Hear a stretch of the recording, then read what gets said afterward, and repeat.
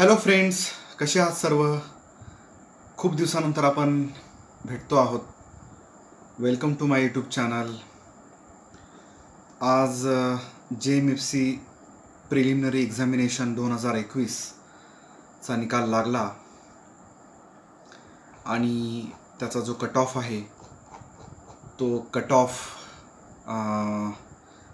या आधीचे सगळे रेकॉर्ड त्यांनी मोडलेले आहेत आणि एकूण जो कट ऑफ लागलेला आहे तो म्हणजे 79.50 एवढा कट ऑफ लागलेला आहे. आता या कट ऑफचा जर गेल्या 2 वर्षाचा जर अंदाज घेतला आपण तर मागची जी प्रिलिमिनरी एक्झाम झाली त्या प्रिलिमिनरी एक्झामचा कट ऑफ जो होता तो 64 होता.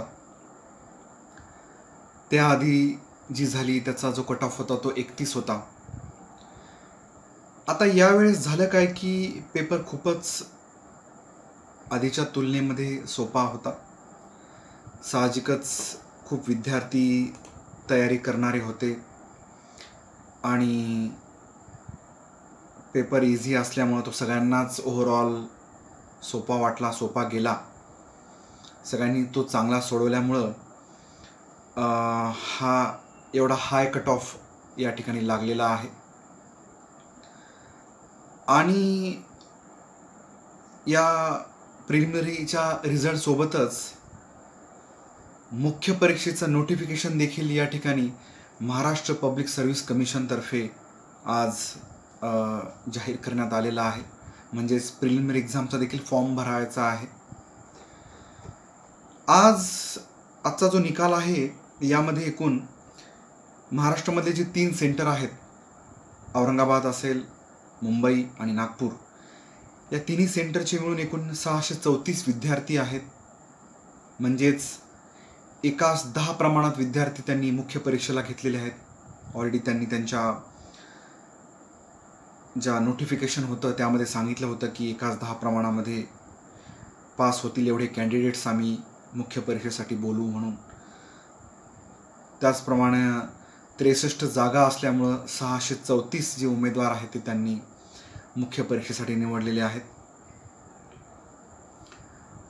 आणि सर्वप्रथम जे विद्यार्थी ही प्रिलिमिनरी एक्झामिनेशन पास झाले त्यांचं खूप खूप अभिनंदन. आणि अभिनंदन करत असतानाच त्यांची आता जबाबदारी देखील वाढलेली आहे. ती जबाबदारी म्हणजे अभ्यासाची. खूप जास्त अभ्यास त्यांना आता करावा लागणार आहे, कारण आज 27 मे आहे आणि जुलैमध्ये एक्झाम आहे पहिल्याच आठवड्यामध्ये. त्यामुळं साधारणतः 30 दिवसच वेळ या ठिकाणी मिळणार आहे अभ्यासासाठी. यातले काही जण प्रिलिमिनरीचा निकाल लागण्याची वाट पाहत असतील किंवा काही लोकांनी अभ्यास सुरू देखील केलेला असेल. परंतु आता वेळ खूपच कमी राहिला, त्यामुळं जजमेंट रायटिंग असेल, एसे असेल आणि सिव्हिलचे जे कायदे असतील, क्रिमिनलचे जे कायदे असतील, या सगळ्यांचा अभ्यास आपल्याला या 30 दिवसातच आटपवायचा आहे. मी तर म्हणतो 20च दिवस आहेत, कारण उर्वरित जे 10 दिवस आहेत ते रिव्हिजन किंवा इतर ज्या गोष्टी आहेत, सेकंड रिडिंग जे आपण त्याला म्हणतो, त्यासाठी द्यावे लागणार आहेत. त्यामुळं लगेच आता अभ्यासाला लागायचं आहे.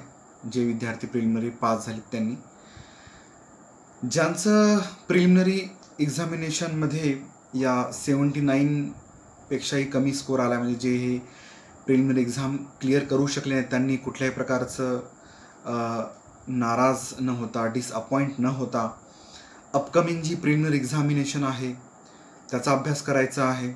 किंवा ज्यांना आता 3 वर्षाच्या प्रॅक्टिसनंतर एक्झामिनेशन द्यायची आहे त्यांनी कुठल्याही प्रकारे डिसअपॉइंट न होता अभ्यासाला सुरुवात करायची आहे. आणि मुख्य परीक्षेच्या दृष्टीने अभ्यास त्यांनी सुरू करायचा आहे, कारण त्यांच्याकडे आता सफिशियंट वेळ असणार आहे.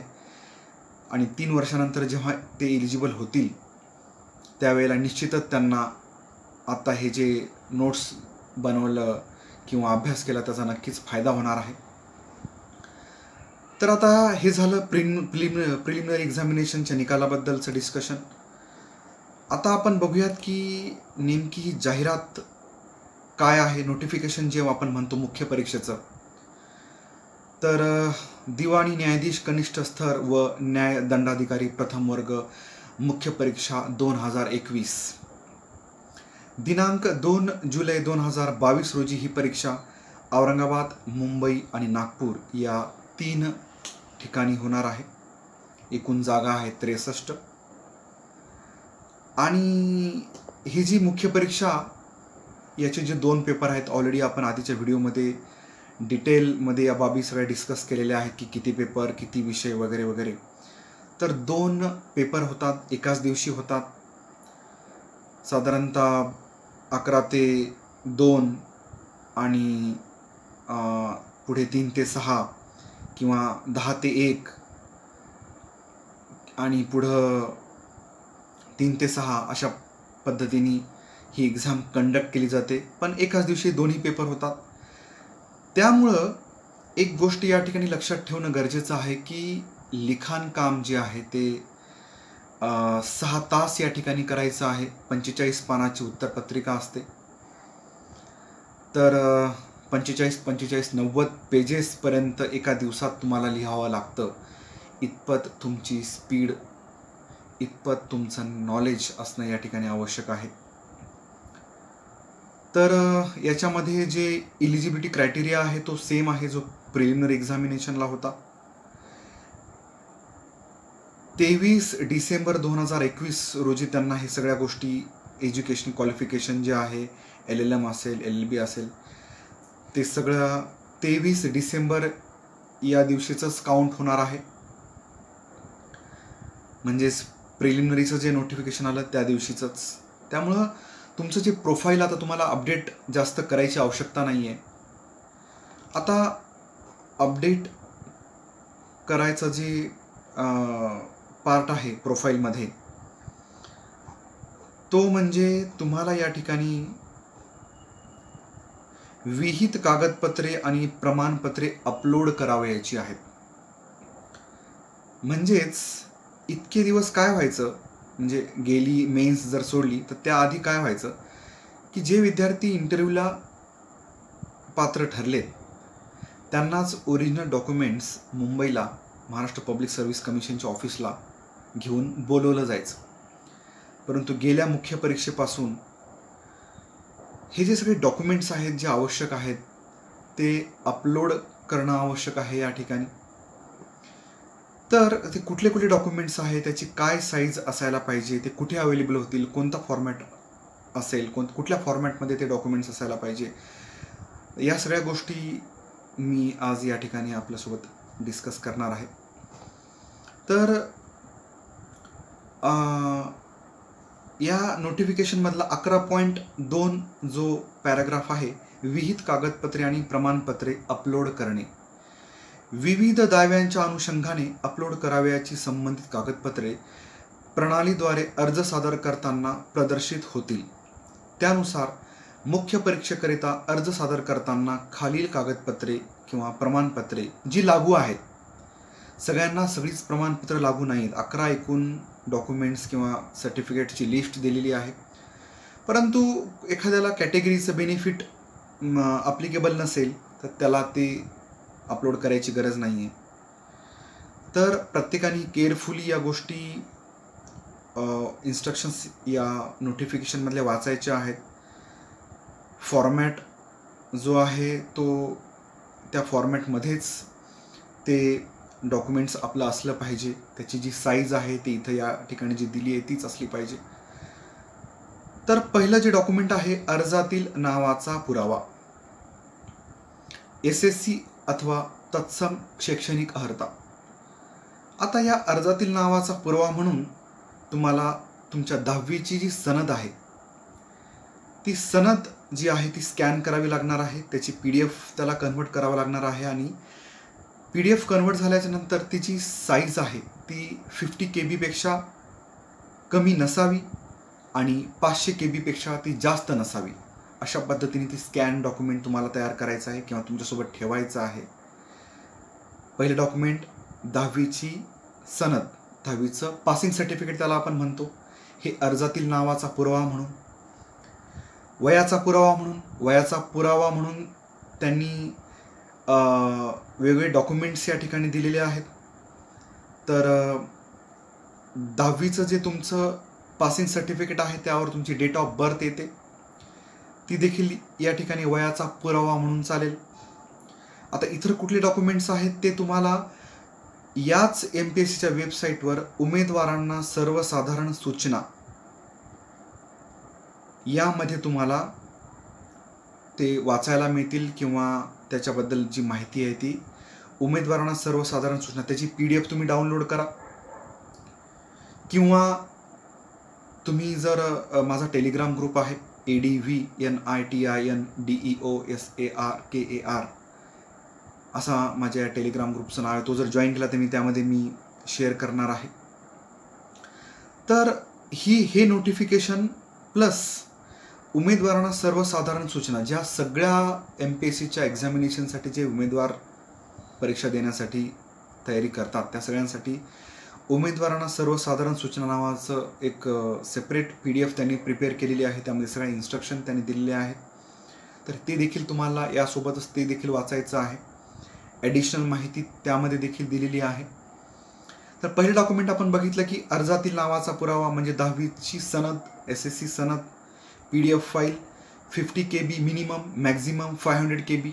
सेकंड वयाचा पुरावा, 10वीची सनद, PDF फाईल असली पाहिजे, 50 KB मिनिमम, मॅक्झिमम 500 KB.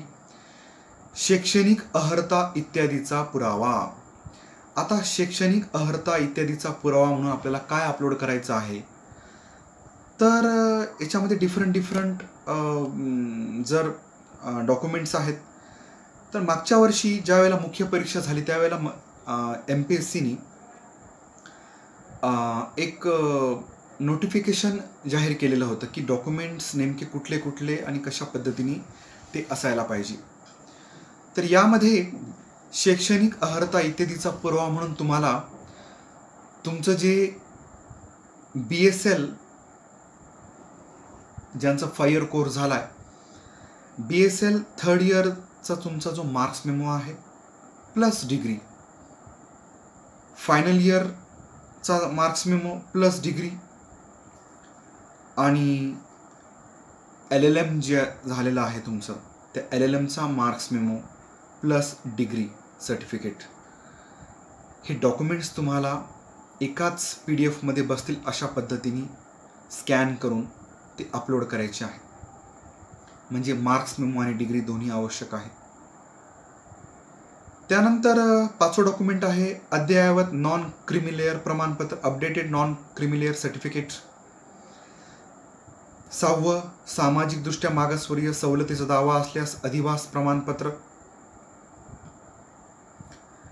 7वं अनुभवाचे प्रमाणपत्र लागू असेल त्याप्रमाणे. 8वं बार काउन्सिलचे प्रमाणपत्र किंवा सनद प्रमाणपत्र लागू असेल त्याप्रमाणे. म्हणजेच आता हे अनुभवाचं प्रमाणपत्र तुम्हाला कुणाकडून घ्यायचं आहे, तर याबद्दलची माहिती उमेदवारांना सर्वसाधारण सूचना यामध्ये दिलेली आहे. फ्रेशर म्हणून असाल तर प्रिन्सिपलकडून, किंवा तुम्ही जर ॲज अन ॲडव्होकेट म्हणून जर असाल तर तुम्हाला संबंधित तुमच्या जिल्ह्याचे जे प्रमुख जिल्हा न्यायाधीश आहेत त्यांच्याकडून. आता याचा फॉर्मॅट कुठं आहे, तर MPSCच्या वेबसाईटवर गेल्याच्यानंतर डाउनलोड्स खाली एक ऑप्शन दिसेल. त्या डाउनलोड्समध्ये तुम्हाला अनुभवाचे प्रमाणपत्र आणि तीन डॉक्युमेंट्स तिथे तुम्हाला मिळतील. एक अनुभवाचे प्रमाणपत्र, मराठी भाषेचं ज्ञान असल्याचा पुराव्याचं फॉर्मॅट, आणि लहान कुटुंबाचं प्रतिज्ञापत्र. म्हणजे असे 3 फॉर्मॅट्स तिथे तुम्हाला डाउनलोड्स नावाचं एक ऑप्शन आहे सगळ्यात खाली, तिथे तुम्हाला हे 3 डॉक्युमेंट्स मिळतील. तर अनुभवाचे प्रमाणपत्र जे आहे ते मिळवण्यासाठी तुम्हाला काय करायचं आहे, तर तुमचं जे बार असोसिएशन आहे तिथे तुम्हाला अर्ज करायचा आहे की मी तुमच्या बारचा मेंबर आहे आणि मला माझा सनद क्रमांक असा आहे, मी एवढ्या वर्षापासून इथे प्रॅक्टिस करतोय, असं तुम्हाला प्रमाणपत्र त्या ठिकाणी घ्यायचं आहे अनुभवाचं. आणि 12ला अर्ज केल्याच्या नंतर 12चा अर्ज आणि तुमचं enrolment certificate plus ID proof हे तिन्ही डॉक्युमेंट्स तुम्हाला आणि एक अर्ज पीडितींच्या नावाने की मला मराठी भाषेचे व अनुभवाचे प्रमाणपत्र मिळण्याबाबत. आता बऱ्याचशा ठिकाणी 2 सेपरेट प्रमाणपत्र इश्यू केले जात आहेत. काही ठिकाणी 2 in 1 म्हणजे मराठी भाषेचं आणि अनुभवाचं एकत्र प्रमाणपत्र इश्यू केलं जात आहे डिस्ट्रिक्ट कोर्टाकडून. तर दोन्हीपैकी कुठलंही चालेल. दोन्ही सेपरेट जर इश्यू केले कोर्टाने तर चांगलंच आहे. तुम्ही त्याबाबत तसं त्यांना संबंधित जे क्लर्क आहेत त्यांना सांगा. परंतु पुण्यामध्ये 2 in 1 जे सर्टिफिकेट आहे ते इश्यू केलं जात आहे. म्हणजे फर्स्ट पॅरा एक्सपिरियन्सबद्दलचा आणि सेकंड पॅरा मराठी भाषेच्या ज्ञानाबद्दलचा ते ॲड करत आहेत त्यामध्ये. परंतु प्रमाणपत्र हे एकच आहे. तर अशा वेळेला तुमच्या ज्या अपलोड ऑप्शन्समध्ये दोन्ही ठिकाणी ज्या ठिकाणी तुम्हाला अनुभवाचं प्रमाणपत्र अपलोड करायचं आहे तिथंही तेच अपलोड करायचं आहे आणि जिथं तुम्हाला मराठीचं ज्ञान असल्याबाबतचं अपलोड करायचं आहे तिथं देखील तेच प्रमाणपत्र अपलोड करायचं आहे. ज्यांचं प्रमाणपत्र 2 in 1 आहे. परंतु ज्यांचं सेपरेट आहे मराठी भाषेचं आणि अनुभवाचं त्यांनी ते प्रमाणपत्र त्या ठिकाणी अपलोड करायचं आहे. लहान कुटुंबाचं प्रतिज्ञापत्र. आता लहान कुटुंबाचं प्रतिज्ञापत्र हे काही असं नोटरी वगैरे काही लागणार नाही आहे. याचं नोटराइज्ड किंवा 100 रुपयाच्या स्टॅम्प पेपरवर वगैरे सिम्पल प्लेन पेपरवर तुम्ही तुमचं जे प्रतिज्ञापत्र आहे लहान कुटुंबाचं ते द्यायचं आहे. जे मॅरिड आहेत ज्यांना काही अपत्य आहे अशांनी हे प्रमाणपत्र देणं बंधनकारक आहे. आणि या तिन्ही प्रमाणपत्रांचा जो फॉर्मॅट आहे तो डाउनलोड्समध्ये तुम्हाला बघायला मिळेल किंवा माझं जे टेलिग्राम चॅनल आहे ADVNITINDEOSARKAR यामध्ये तुम्हाला ते मी त्याचे जे फॉर्मॅट्स आहेत ते शेअर करणार आहे. तर ते तुम्ही पाहून घ्या. तर हे जे सगळे डॉक्युमेंट्स आहेत ते तुम्ही केअरफुली तुमच्याकडं PDF फॉर्मॅटमध्ये कन्व्हर्ट करून घ्यायचे आहेत. आणि इंटरनेट कॅफेवरून जरी तुम्ही फॉर्म भरायला गेलात तरी तिथे कोणते डॉक्युमेंट्स तिथं केअरफुली अपलोड होत आहेत का नाही हे देखील पाहणं तुमची जबाबदारी आहे. आणि हा जो अर्ज आहे ऑनलाईन तो 30 मे 2022 रोजी दुपारी 2 वाजल्यापासून ते 13 जून ला रात्री 23:59 वाजेपर्यंत इतकी मुदत या ठिकाणी दिलेली आहे ऑनलाईन अर्ज सादर करण्याची. mpsconline.gov.in या वेबसाईटवर तुम्हाला तो ऑनलाईन अर्ज करता येणार आहे. 30 मे ते 13 जून ही महत्त्वाची तारीख आहे. तर माझं असं म्हणणं आहे की 30 मे पासून तुम्हाला जर अर्ज करण्याची मुदत सुरू होत असेल तर तुम्ही पहिल्या 4 ते 5 दिवसामध्येच हा अर्ज शक्यतोवर करायला पाहिजे. आणि आज म्हणजे उद्या तर सुट्टी आहे 2 दिवस. त्यानंतर जो वर्किंग डे असेल त्या दिवशी तुम्ही अर्ज तुमचं जे सनद आहे त्याची झेरॉक्स कॉपी आणि ID प्रूफ या सगळ्या गोष्टी जाऊन तुम्ही बार असोसिएशनला अर्ज करायचा आहे. बार असोसिएशन त्यानंतर तुम्हाला त्याच्या लेटर हेडवर बार असोसिएशनच्या लेटर हेडवर तुम्हाला एकतर एक्सपिरियन्स आणि तुम्हाला मराठी लँग्वेजचं नॉलेज आहे याबाबत सर्टिफाय केलं जाईल. आणि ते लेटर हेड प्लस सनद आणि ID प्रूफ घेऊन तुम्ही परत डिस्ट्रिक्ट कोर्टात एक अर्ज करायचा आहे की तुम्हाला अनुभवाचं आणि मराठी भाषेचं प्रमाणपत्र मिळावं म्हणून. आणि मी वर सांगितलं असेल की फ्रेशर्सना अनुभवाच्या प्रमाणपत्राची गरज नाही. परंतु फ्रेशर्सनी मराठी भाषेचं जे प्रमाणपत्र आहे ते प्रिन्सिपलकडून घ्यायचं आहे आणि जे प्रॅक्टिशनर आहेत त्यांना ते PDJ कडून अर्ज केल्याच्या नंतर मिळणार आहे अनुभवाचं आणि मराठी लँग्वेजचं.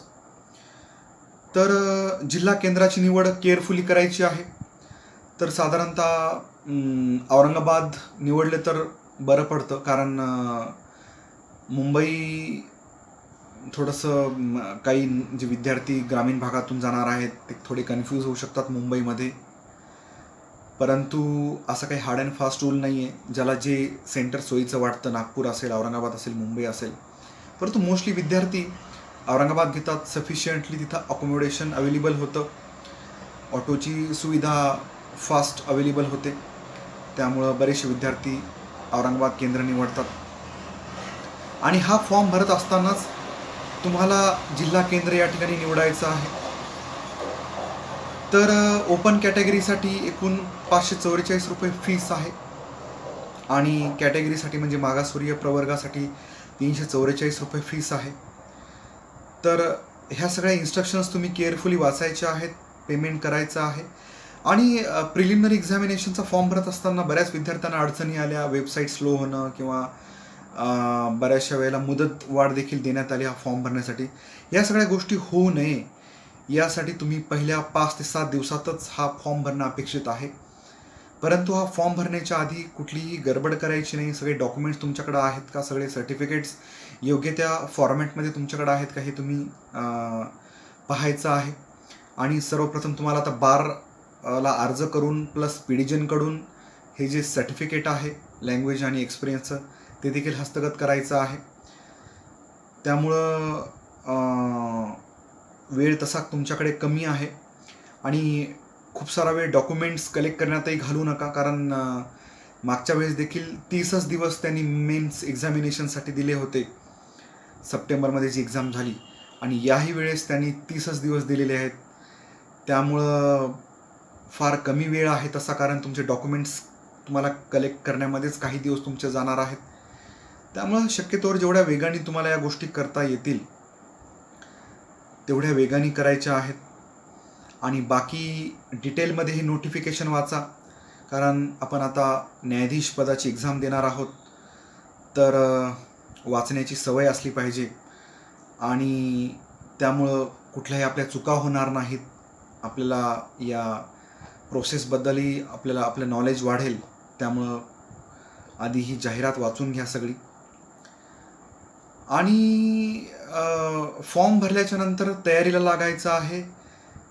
आता काय झालेलं आहे की मागच्या वर्षीचा जो निकाल होता मुख्य परीक्षेचा, तो निकाल खूपच मुख्य परीक्षेचा देखील खूपच हाय लागलेला आहे निकाल.